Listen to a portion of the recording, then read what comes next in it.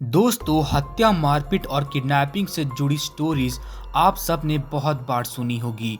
लेकिन आज जो स्टोरी हम आपको बताने जा रहे हैं उसे सुनकर यकीनन आपके होश उड़ जाएंगे और आप सोचेंगे कि कोई इंसान किसी पर इतना जुल्म कैसे कर सकता है।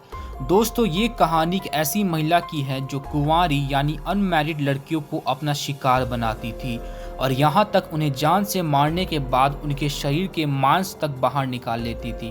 अब आपके मन में ये सवाल जरूर आ रहे होंगे कि ये लड़कियों के साथ ये जुल्म किसने और क्यों किया और ये औरत उन लड़कियों की हत्या क्यों करती थी।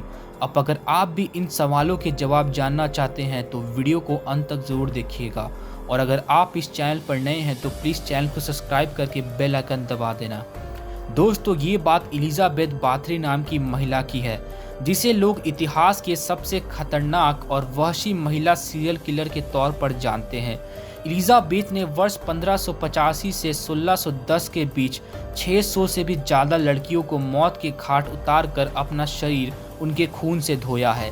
एलिजाबेथ बाथरी हंगरी के साम्राज्य के बाथरी समाज से ताल्लुक़ रखती थी। उसकी शादी फ्रैंक नाम के शख्स से हुई थी।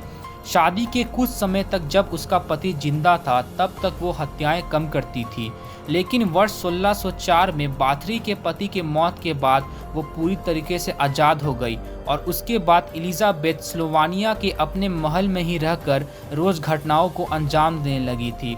एलिजाबेथ अपने 3 नौकरों के साथ मिलकर इन घटनाओं को अंजाम देती थी। एलिजाबेथ अपने आसपास के गांवों के गरीब लड़कियों को पैसा का लालच देकर महल में बुला लेती थी और जैसे ही लड़कियां महल में आती थी वो उन्हें अपना शिकार बना लेती थी। एलिजाबेथ इन लड़कियों पर बहुत जुल्म करती थी। इन लड़कियों को जेल में डालकर बुरी तरह प्रताड़ित करती थी, उनके हाथ को जला देती थी या काट देती थी और इतना ही नहीं, उनके शरीर के मांस तक बाहर निकाल लेती थी। और सबसे खतरनाक बात तो ये है कि एलिजाबेथ इन लड़कियों को मौत के घाट उतारकर उनके खून को एक टब में इकट्ठा कर उससे नहाती थी। कुछ समय बाद जब गांव की लड़कियां धीरे धीरे गायब होने लगी तो इसकी खबर हंगरी के राजा को लगी। उसने इस मामले की जांच कर 1610 में एलिजाबेथ बाथरी को उसके घिनौने जुर्म के लिए गिरफ्तार कर लिया और उसके ही महल के एक कमरे में उसे कैद कर दिया, जहां पर 4 साल बाद 21 अगस्त 1614 को उसकी मौत हो गई।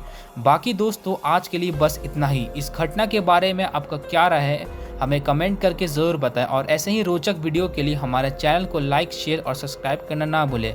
वीडियो देखने के लिए आप सभी का धन्यवाद।